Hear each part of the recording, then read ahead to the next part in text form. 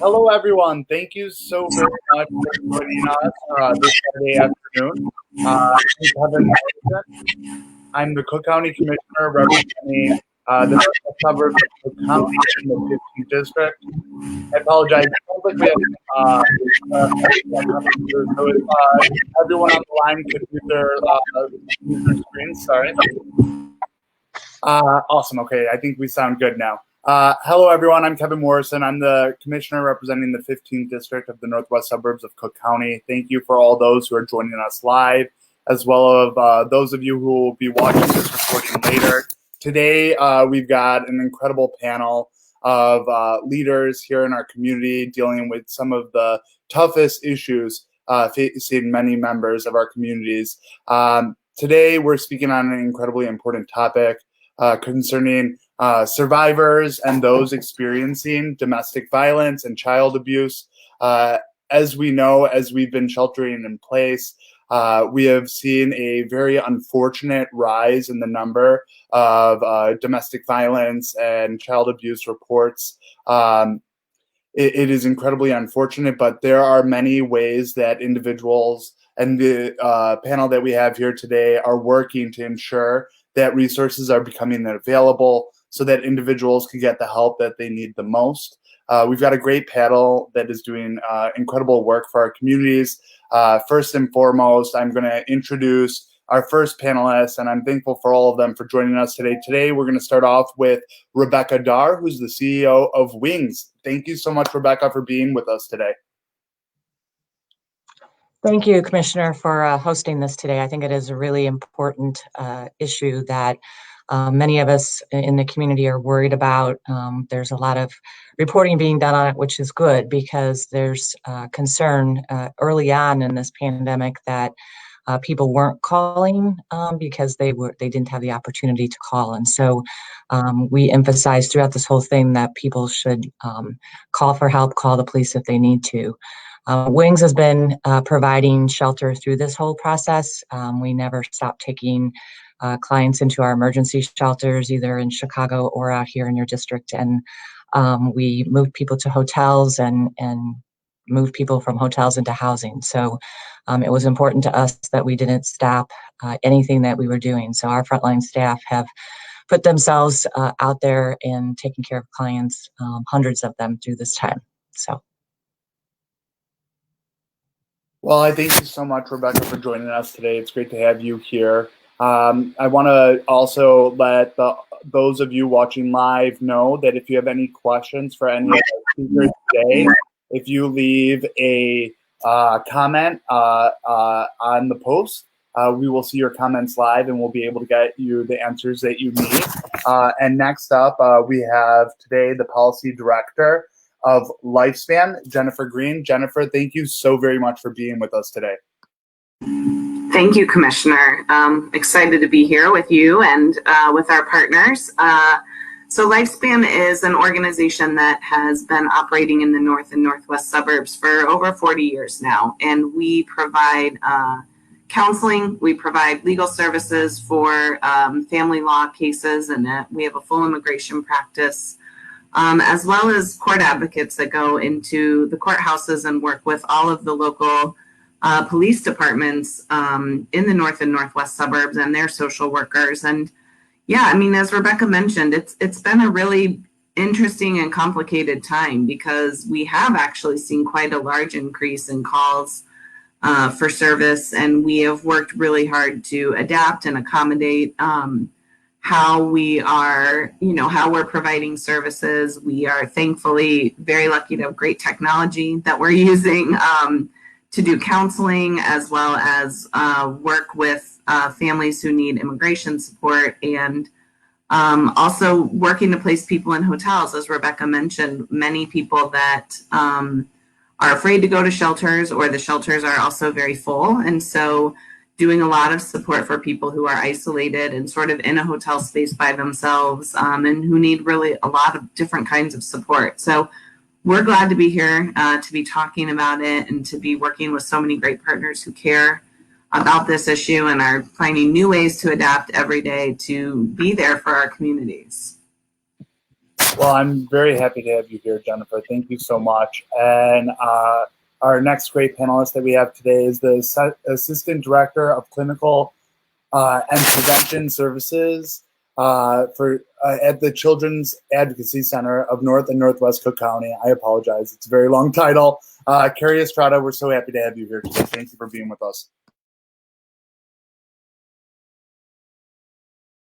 Oh, I believe you're still muted. I apologize. Is that better? Okay. Thank you very much for having us. Kids often get left out of the conversation within domestic violence, so we're super grateful to be here. For people who are not familiar with the services at CAC, we provide services to 38 different communities from the Cook County side of Elgin all the way to Evanston. If there's a disclosure of child abuse, they come to our center. They meet with a specially trained forensic interviewer, and they're able to tell their story in a really sensitive, developmentally appropriate manner. Then our families are given court advocacy services to support the families through any kind of legal proceedings. And then a bulk of those kids are referred to one of our therapy programs. We have a program for kids that are 6 to 18 years old. The majority of those kids have been victims of sexual abuse. But there's so much crossover between sexual abuse, physical abuse, and domestic violence. We also have a program specific to our youngest victims of family trauma. Our Safe from the Start program provides services to kids birth to 5 years old. The majority of those kids have been in homes that have had domestic violence. Some also have been victims of physical abuse or sexual abuse. So all of those services are free of charge, and they're offered in English and in Spanish. In terms of what COVID has done, unlike the domestic violence calls that are coming in, our child abuse hotline, our calls are down about 44% since January. 75% of hotline calls are made by mandated reporters. So now that these kids are in these homes that may not be safe, they don't have access to the helpers that can call to get them help. 57% of those calls come from school personnel. So these kids have not been in school since the middle of March.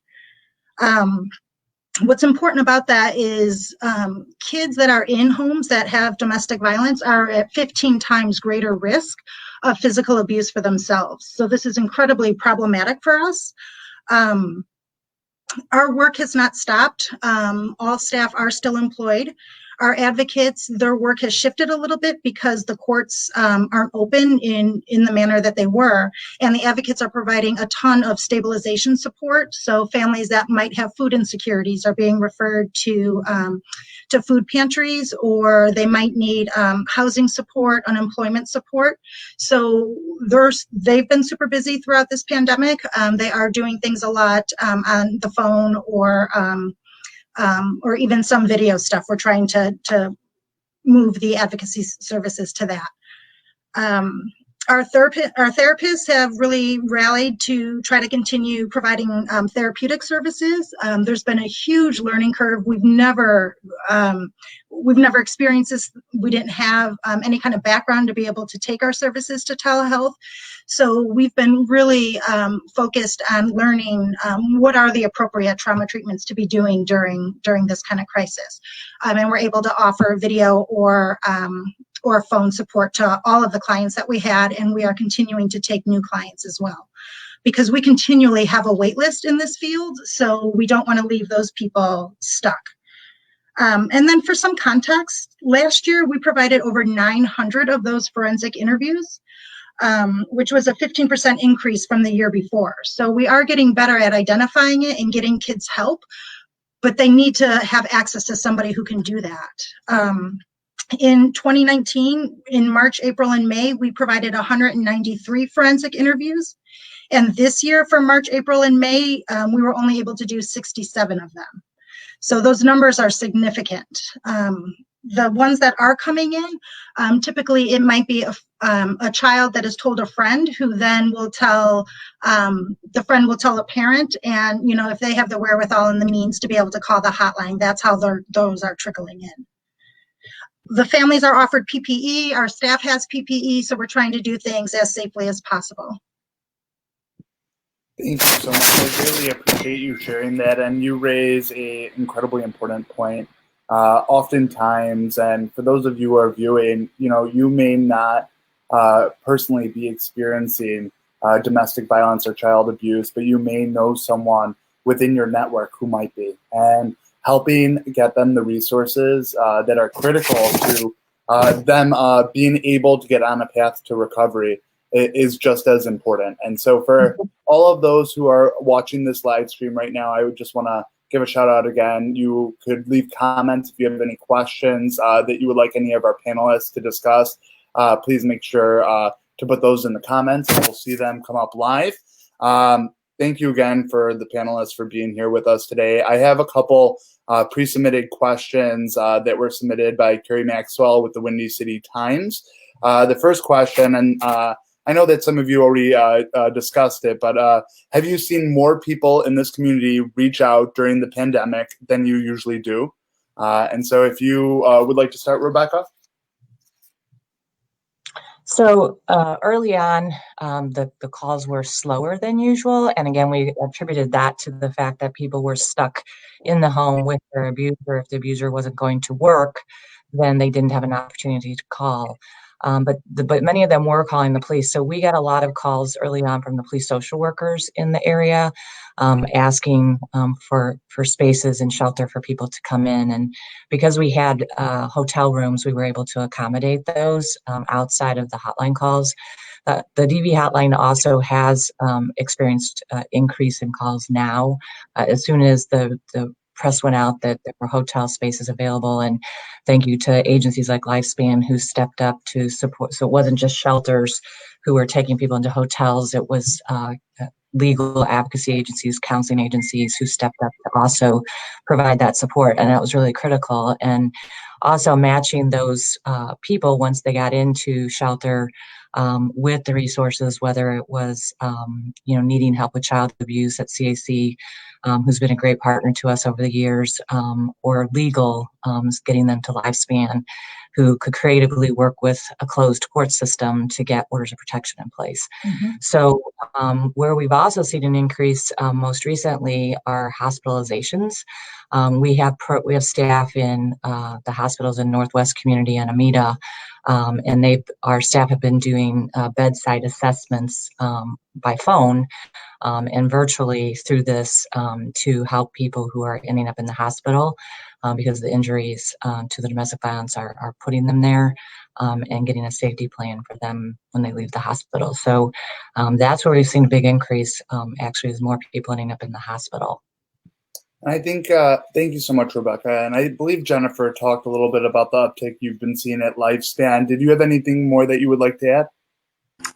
I think, yeah, I mean, Rebecca did a great job of defining that. I think an effort that we most recently worked on in regards to sexual assault, we worked very hard alongside Representative Cassidy, the state's attorney's office, and many others. As Rebecca mentioned, more people going to hospitals when they are injured from domestic violence, but we actually saw something very different with sexual assault cases where very few people were showing up at ERs after experiencing a sexual assault. And so worked very hard to pass the movement for Howard Brown Health Center in the city and other federally qualified healthcare centers to start doing evidence collection kits for sexual assault cases to really be responsive to something emerging from the pandemic when people were afraid to go to the hospitals. And yeah, we've just been working to rectify how we are doing services and alter how we do them remotely.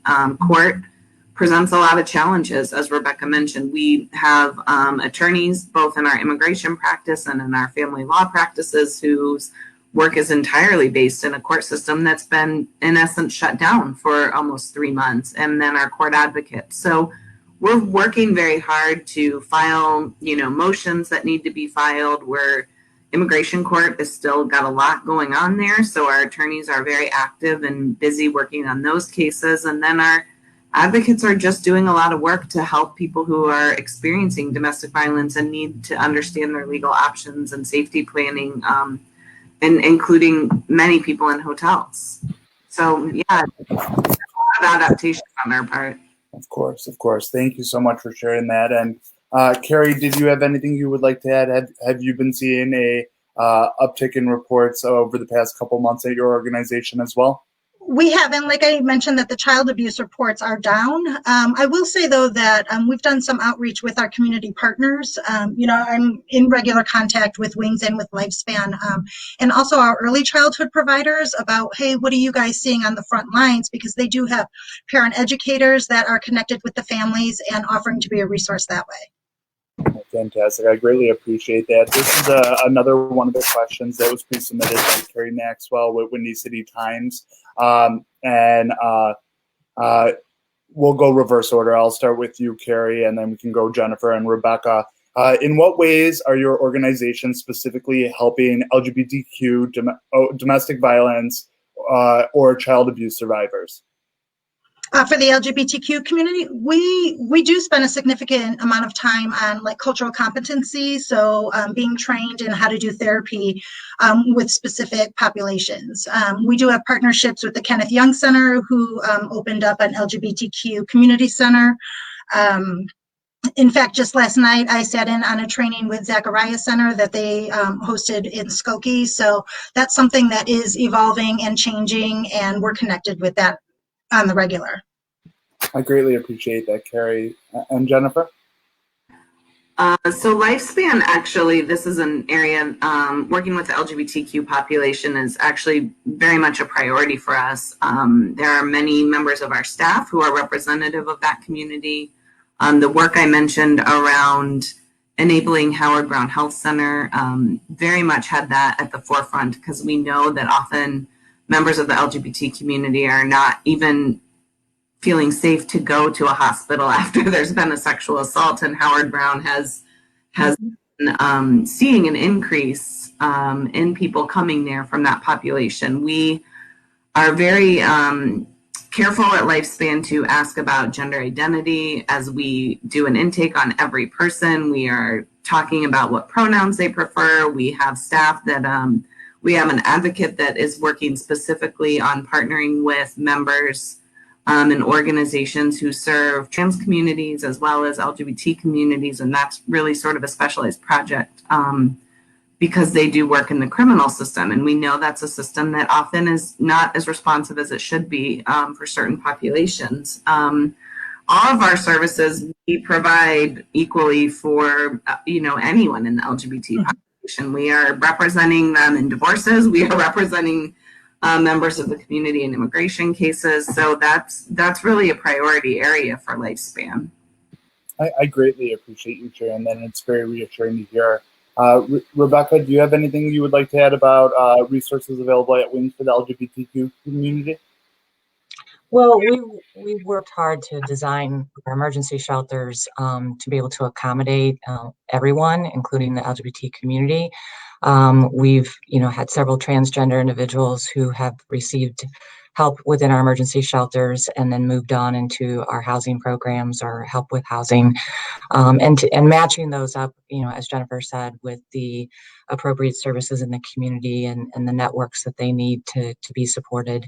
And certainly, making sure that they have someone at Lifespan to go into court with them so that they're, not vulnerable to what might happen in that particular system. So, we always have, and we also have on our team LGBTQ members. So we're very sensitive to what they need and making sure that we're addressing those through all of our programming.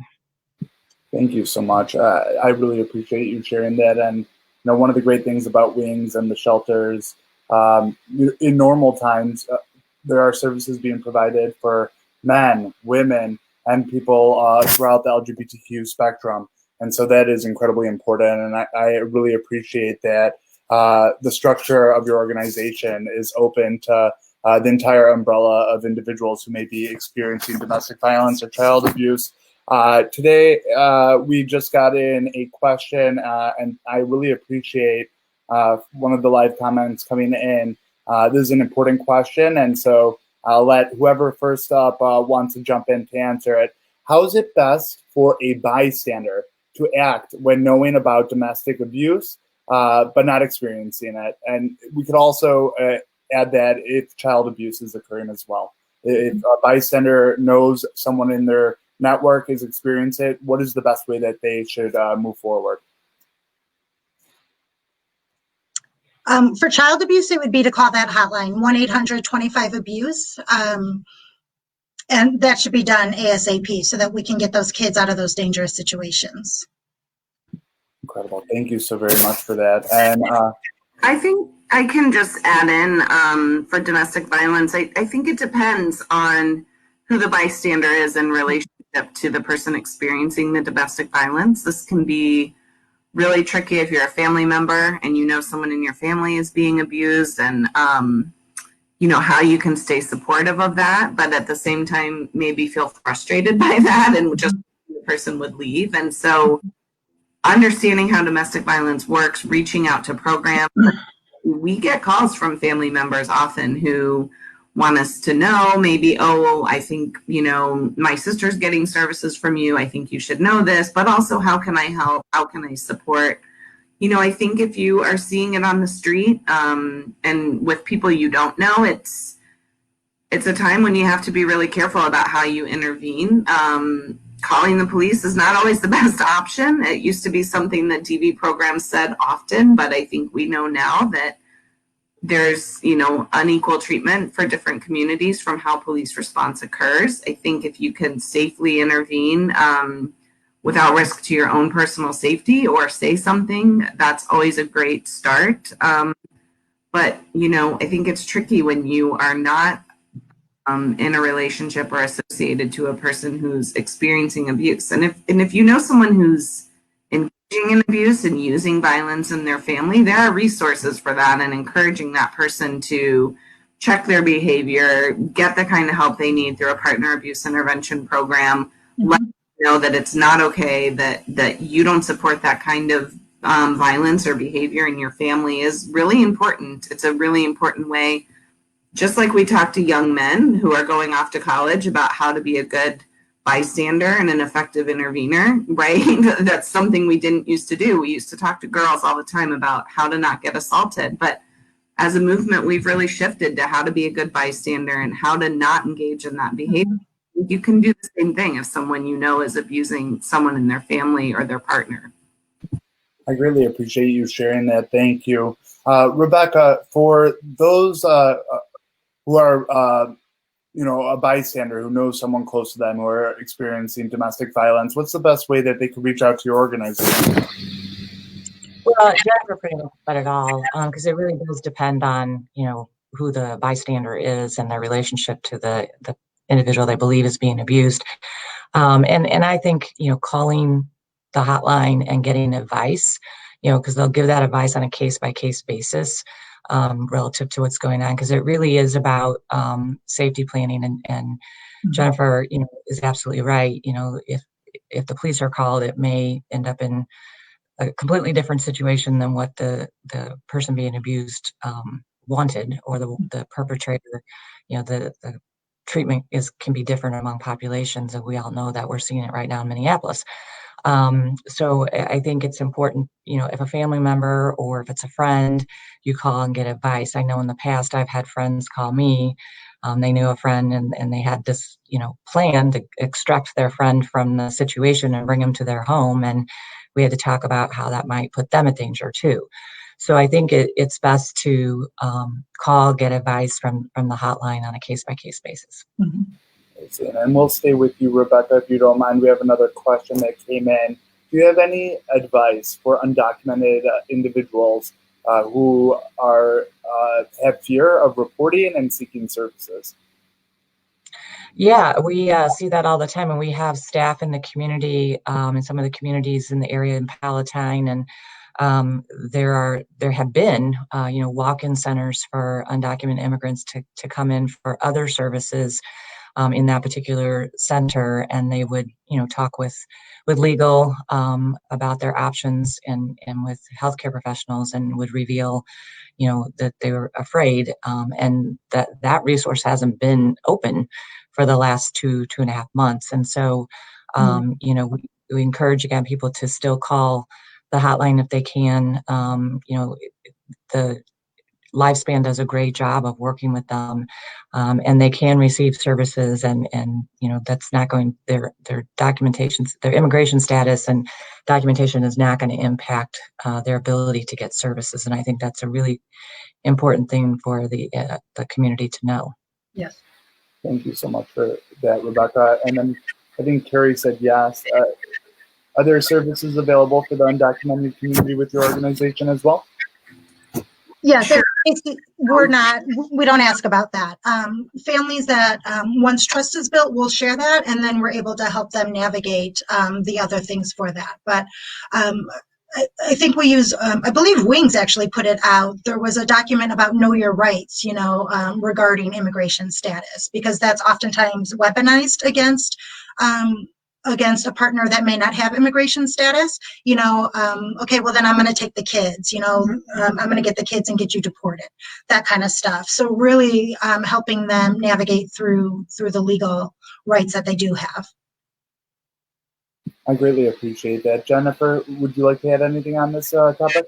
I was just going to say a lot of what Carrie said. We don't ask. I mean, we ask if someone is, when we're doing immigration cases, obviously we need to know what their status is.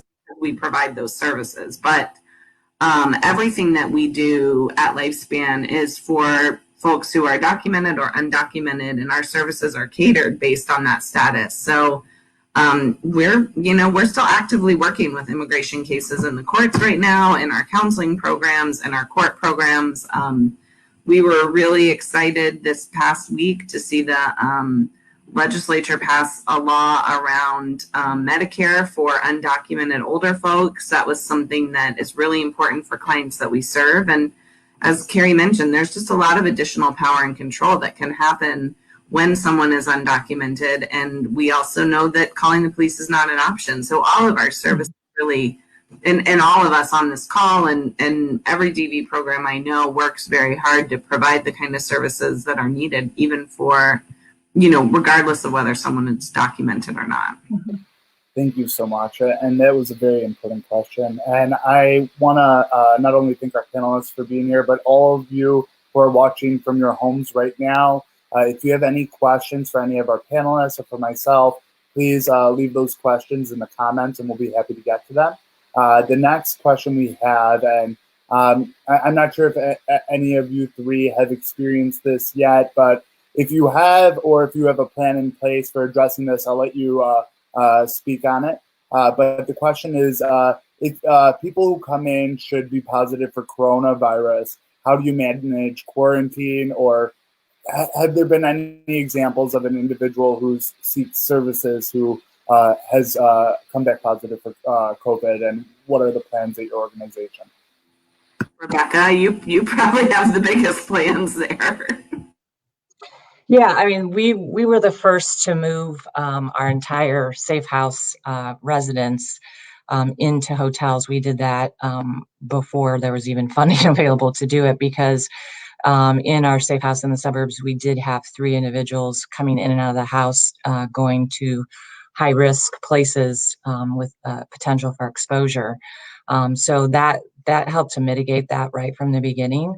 But we also put in place at both of our, and now they're starting to move back in with plans that if anyone tests positive, that we have a hotel resource for them to quarantine there. Our metro facility is bigger, so they're able to quarantine in their room in the home, in the Safe House down there. We've had a couple scares where we have had to quarantine people. And early on, when the testing was scarce, we couldn't get them tested. So we quarantined them for 14 days and limited the number of new people we brought into our Chicago facility. The hotel was a little easier because we already had everybody separated. And that, luckily, the state, Governor Pritzker and the Department of Human Services gave money to the network, the hotline, to be able to just automatically place callers into hotel rooms so that they would be isolated. And now that we're opening up our current Safe House in the suburbs, our process is to have new people self-quarantine in the hotel before they move into the house so that we know. And I can tell you we've housed 200 consistently 200 people to 300 people through this process. And knock on wood, we've had no positive cases. Okay. Or clients. It's amazing. I'm very happy to hear it. And just on the topic, it's great that our state government has worked so hard to see testing resources drastically expand over the past couple months here in the area. If you go to the Illinois Department of Public Health website, you could find all the testing sites in your area. I know specifically that wait times are about 15 to 20 minutes at the Rolling Meadows High School, and that access to testing at Rolling Meadows High School is free. I know it's Monday through Friday, I believe 9 a.m. to 4 p.m., maybe 5 p.m. But that's just wanted to throw that out. It's a good thing to remind folks who are paying attention if that's a concern. We have another question that has come in, and this one I'm going to direct at Carrie. As more child care centers open, do you think any additional outreach is needed to remind people of reporting obligations, or do you think these caregivers are already well equipped and informed? My personal bias is I think we should be talking about mandated reporting every single day. But if it is a licensed care facility, there is a mandate that people are trained in that. CAC does provide mandated reporting training for anyone that may need that as well. But I cannot underscore enough how important it is to have really educated mandated reporters. That's the lifeline for these kids. Again, if we have 75% of the hotline calls are coming from mandated reporters, they need to know how to recognize these kinds of, if a child may have been impacted by abuse, and how to call that hotline and what happens with that. I greatly appreciate you sharing that. Thank you. Now, I just want to give a shout out to those who may have joined us a little bit later on. If you're watching this stream live, please feel free to add your questions into the comments, and we'll be happy to get our panelists an answer for you. My first question: before the pandemic, survivors could flee or be removed from a violent situation with less options available. What is the best advice that you could place in terms of how they should orient their safety plan? Rebecca?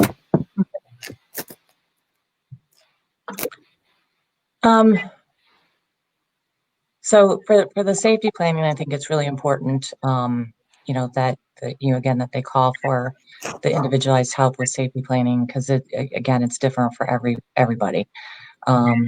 Wings can do that for them. Lifespan does that for them, and I know CAC does help as well.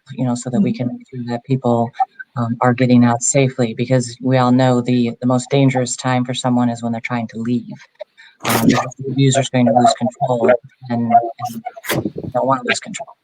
So, and if there's weapons in the house, I mean, that's a main thing that even our clients who are still living with their abuser, we're, advising them if they have to stay in the house, don't go into rooms where there are weapons. Mm-hmm. That's a huge problem in terms of safely getting out. So. I really appreciate that. And Jennifer, if you have anything to add, I know that there are resources available now today where you can't make a phone call safely in your home because you may be with an individual you're fearful of overhearing the conversation, that there are texting resources available as well. For sure. The hotline, which is the statewide hotline, thankfully has textability. That number that's the state of Illinois hotline. That is 877-863-6338. And yeah, they have definitely seen a massive increase of text outreach from victims to the hotline seeking help. I'll date myself a little bit and say that some of us who have been doing this work for longer than others have talked a little bit about how this is sort of how old school DV services happened in the 80s and 90s, when we didn't have as many resources, and thinking about the safety planning that we did back then around staying out of certain rooms, having copies of documents, having signals with your neighbors if you needed help. And, thankfully there are still some of us who worked in this field when there weren't as many resources as today. There weren't as much, social media and other kinds of things that we can use now to reach out to our clients. And we're sort of brushing those skills off and remembering them, and also just using social media in a very different way. I mean, we are active on Twitter, Instagram, Facebook, all the platforms that we can use. And then we also have really appreciated the hotline's work on teen dating violence and promoting the text line capability for teens, because we know that that's really how they prefer to communicate. Well, I'm going to stick with you, Jennifer, before I jump to Carrie to share any of her insights, specifically because you did talk about a lot of the new social media and digital platforms that individuals can communicate. Oftentimes, there's a fear that people's online communications are being monitored. Do we know if communication tools that have become more popular in quarantine, Zoom, House Party, Google Hangout, etc., are safe for survivors to communicate without being monitored? Do you have any recommendations you would like to share?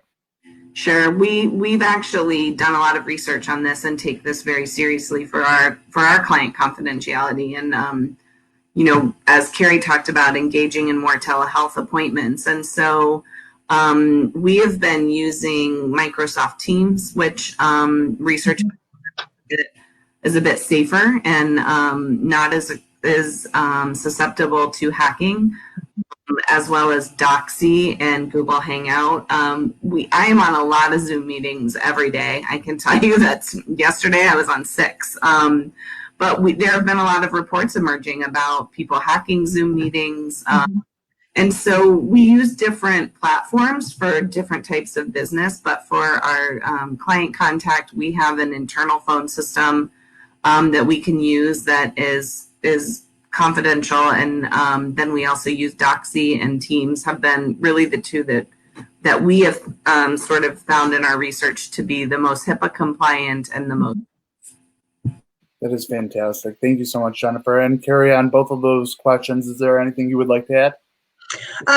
Just back to that safety planning question, we also will do safety planning with kids, which might look a little bit different, but empowering them to be able to kind of problem solve and think through this.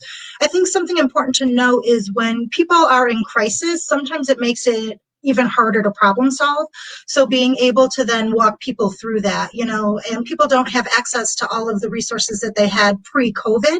So really expanding that thinking out of the box mentality. And our safety plans will consistently, you know, they'll have the domestic violence hotline number on there. They'll have mental health support on there for crisis situations, the suicide prevention hotline. It'll have the number to Wings for housing on there so that people have a physical copy of, okay, what can I do all in one place if that happens. You know, but then we're talking to kids about, okay, well, you know, if your parents are arguing and things are getting loud, what are some things that you can do to keep yourself safe? You know, is the neighbor safe? Is there a family member that you can call? And then making sure that they know how to call 911. Do you have access to a phone? So breaking it down in those minute steps so that people are empowered to make that call if needed. No, that's very important. Thank you for sharing that. Again, for those of you who are just joining us, if you have any questions, you could add them to our live stream. Our conversation is about resources available for survivors and those experiencing domestic violence and child abuse. So if you have any questions for our incredible panel, please feel free to leave them in the live comments. Now, this is an also very important question, especially as we're dealing with the shelter in place that we've been in. Survivors currently are cut off from those that would previously have recognized signs of abuse from family, faith leaders, doctors, teachers, school counselors. What has this meant for reporting abuse, as well as how individuals could adjust to noticing new signs that someone might be in a problematic situation? Rebecca, would you like to start? Well, I think Carrie touched on this already quite a bit in terms of the concerns for child abuse, and that the mandated reporters are not, having access to the children, and the children don't have anybody they can talk to tell what they're going through. And as far as what we talked about earlier as well, with if an individual is stuck in the home with their abuser, it's not, they can't just pick up the phone and call. And the texting option has certainly made the difference for a lot of people. And what we is that for those being abused, particularly our clients who are still with their abuser but seeking counseling, they'll use the ask to go for a walk to be able to communicate back with their counselor, or if they can go to the grocery store, that's when the time they'll take in the parking lot to call their counselor and just check in. So we have to be really careful, though, that we don't reach out to them. So it's been really scary, I think, for the staff, because they don't know what's happening to their clients that are in the home with the abuse. And then certainly, yes, worrying about the children who don't have access to their teachers and counselors who would make that call to get them the help. So, as Jennifer was saying, the teaching people the old school methods of getting a cue to a neighbor who can call for help for you. So it's going back to using those strategies. But I think we're all very concerned. Very. I appreciate that. Jennifer, do you have anything you could add for different ways individuals could monitor whether or not their loved ones are potentially dealing with abuse if they might not be able to see the signs face to face? I think we've covered a lot of it. I mean, I think our biggest concern has been the increased isolation for people, and just the opportunities they would have to go to their mother's house for a little bit, or send the kids for a sleepover, or the different kinds of ways that they could negotiate their own safety. The isolation that all of us are experiencing as a result of the pandemic is particularly difficult for those experiencing violence in their own homes. And so, yeah, I mean, just making sure things like this are great in case people do have the opportunity to see it. We're using our social media a lot to remind people, to text the hotline or to call us, or just trying to think of all the different ways people might be able to access some support if they need it. And we're just, really glad that so many people are taking interest in the fact that domestic violence calls are rising, that this is a huge issue. It's been a little bit mind-blowing to me, all the stories on media that have been happening and how cognizant people really are about this issue right now. And I think it's a very good sign for information and education that has been happening in the community. So, I mean, thanks to you, Commissioner, for putting this out there, because I think it's another thing that people might be able to look at while this is recorded and up on Facebook. Well, I thank you three for the services your organizations are putting out for our community. I recognize that this is an incredibly important issue, and one that I have spoke about and have been trying to do whatever is in my power to help with organizations like yours. I want to, just as much as all three of you are fighting to see an end to domestic violence and child abuse and make sure that we have mental health resources for survivors who have experienced those very tough and difficult situations is critical. And I will continue fighting until we get a day where we have enough resources available and mental health resources for survivors, as well as get to the day where hopefully we do see an end to domestic violence and childhood abuse. I mean, I think we could all say our goal in life is that our organizations dealing with these tough issues are obsolete and not needed anymore. That's our life goal. I appreciate that. And I know we kind of spoke on the last question quite in depth. Carrie, was there anything you wanted to add on that topic, or do you want me to move to the next question? Just in terms of recognizing, I firmly believe that we need a community response to this, and it really is that village mentality.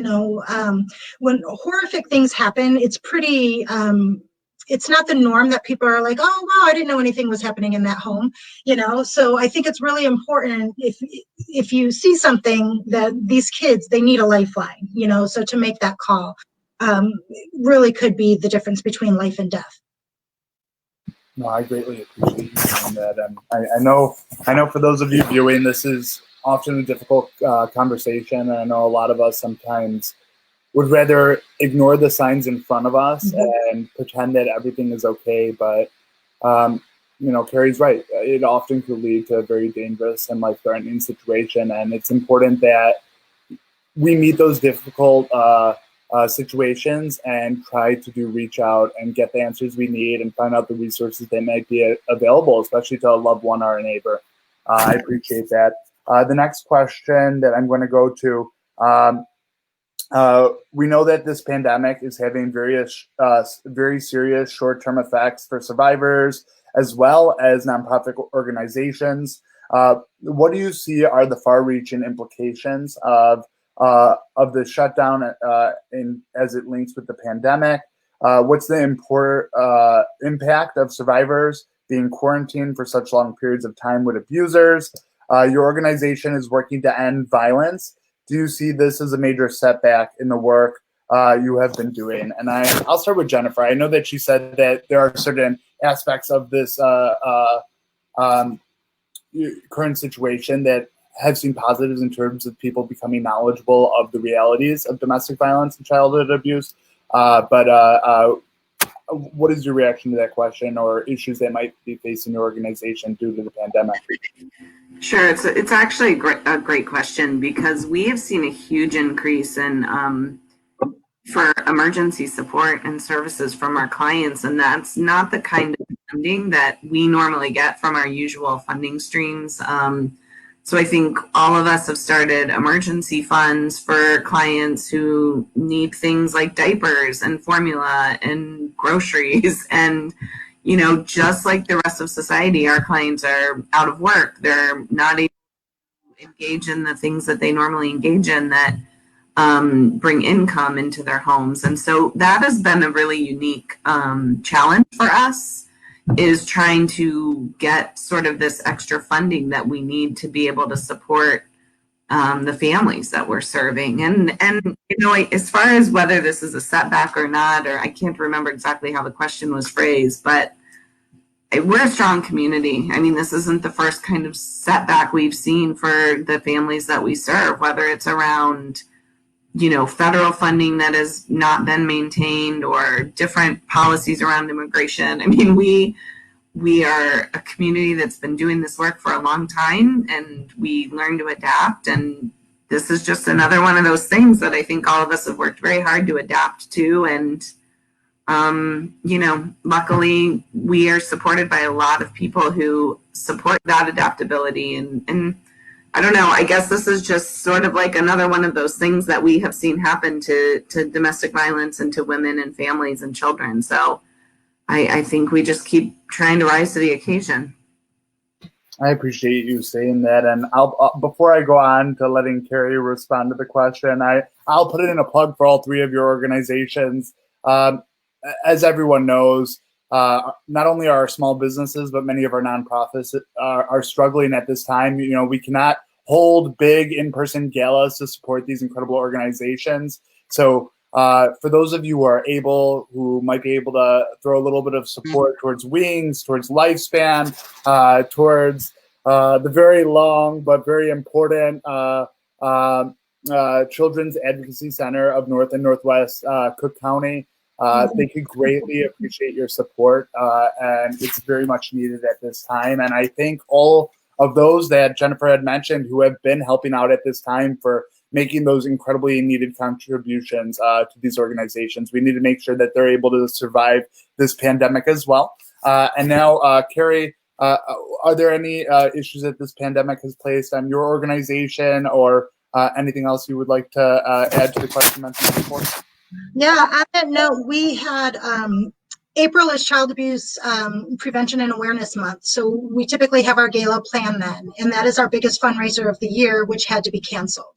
So it's incredibly problematic. We are nervous, especially knowing, we're bracing for the influx of kids that are going to come in when things are lifted and they do have access. We do have a virtual 5K that is coming up in the beginning of June. So if people want to help support us, we would welcome that. that question was a lot to unpack, but I thought that you said something about like long-term implications of people being in this isolation for so long. I think it's really problematic. The longer people are experiencing this, then the greater we can anticipate mental health symptoms being like post-traumatic stress disorder. And also, kids, their little brains are developing during this time. We know that stressful homes lead to an increase in child abuse. So during this period of isolation and the increased stress and crisis, it has the potential to physically alter a young child's brain during that developmental period. So this is incredibly urgent and at a crisis level. Was having trouble unmuting myself. I think my computer wanted to freeze on me, but thank God it didn't. Thank you so much for sharing that, Carrie. Rebecca, the question's now to you. Well, the biggest impact for Wings is that we had to close all of our resale stores, which is our primary source of revenue. So not only did we cancel events, but we lost weekly revenue of about $50,000 a week that we lost during this time. And we also use the stores to, when the residents come in with no clothes, that's where we send them to get clothes. When they move into apartments, they get their furnishings. And, I said at the top of the call that, we haven't stopped moving people into housing, and our staff had to pivot significantly in terms of, if they didn't have access to those things in the stores that they're used to having. In fact, we had a mom with 5 kids who qualified for rental assistance from through HUD and through another agency, but she had no furniture, she had nothing. And so our chief operating officer went and opened up our Schaumburg resale store and let her shop the store so that she and those kids would have what they needed versus just walking into an empty apartment. So, it's having to go that extra mile. But in terms of, the longer term impact, we have to recover that money, that revenue financially, and slowly the stores will probably slowly ramp back up, not to the level that they were at the time we closed. But also, and I think Jen or someone else already commented on this, is the long-term economic impact. The success for our clients in going to a 2-year program is dependent on having income that they can save. We give them a breathing room because they're not paying market rent, and they're not, we're giving them all the diapers and laundry detergent and stuff so that they can save the income towards future savings and have money in the bank. That's going to go away because we already have many clients who were laid off in this process, and they probably will have great difficulty finding employment. So it's going to impact the long-term, our long-term outcomes and the outcomes for our clients who were using the 2-year program as a building time. Thank you so much for sharing that, Rebecca. Again, thank you to our panelists for joining us in this incredibly important conversation, discussing resources available for survivors, for those experiencing domestic violence and child abuse. This is an incredibly important conversation. And as many of our viewers are aware, we have seen an incredibly unfortunate uptick in the reporting amounts of domestic violence and child abuse reports over the past couple months. I know we're all dealing with new levels of stress that fall on our shoulders, but I'm incredibly thankful and indebted to the services that each of your organizations provide. I want to share my appreciation with each of your staff and share the message with all those who receive services from your organizations that, I'm sharing my thoughts with them, and I recognize the need for more support against these incredible issues, and to make sure that we are pushing more resources as it comes to mental health resources made available for these communities. I thank you for joining us. Now I'm going to go around the horn one last time for any final words that you would like to share. And thank you so very much for taking the time to join us this afternoon. Rebecca, I'll have you go first. Well, again, just to thank you, Commissioner, for taking the time to invite us to do this, to let us talk about the things that we're seeing out in the community. And I have to agree with the other panelists. I mean, our organizations all work very closely together to create a community coordinated response. And, I think this type of thing adds to our ability to do that and really get the word out that, no matter where you enter any of our organizations, or if it's in the hospital or the court systems, our commitment to the community is that we'll work together to provide the best response and most comprehensive response to people who need it. Thank you so much for that, Rebecca. Jennifer? Sure. Yeah. I mean, if you haven't figured it out yet, obviously the three of us all work really closely and are closely. And, we're appreciative that you took the time to, in your time, to build this conversation, and for all the really great questions from the community and the people watching. We're here. We'll be here. I mean, we anticipate as restrictions lift that we're all going to be inundated with services, but we'll be there. We'll be answering phones and emails and in our offices and at the courthouses. So, if you know someone who needs help, pass our numbers along, and use the statewide hotline if you need it. And thanks for everybody for taking the time to tune in. Thank you so very much, Jennifer. And Carrie? Yeah, again, just to reiterate that point, the effects of child abuse are devastating over the whole lifespan. So it's super important that if you're sensing something, or if you know that a child is being harmed, to call that number. And I know that people don't like to make waves, or they're concerned that, they're going to break up a family.